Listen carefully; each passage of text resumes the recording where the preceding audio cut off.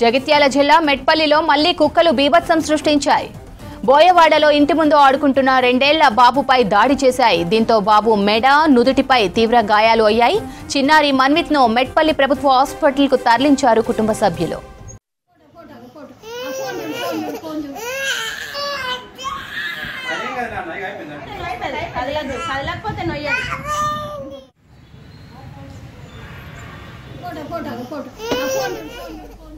మెట్పల్లిలో ఇప్పటి వరకు దాదాపు 20 మందిపై కుక్కలు దాడి చేశాయి.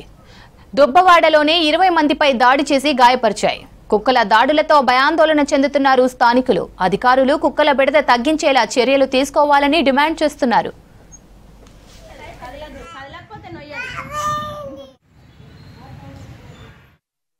సమయంలో వచ్చేసి కుక్కలు అనేటివి తనపైన దాడి చేశాయి, తీవ్రంగా గాయపరిచాయి.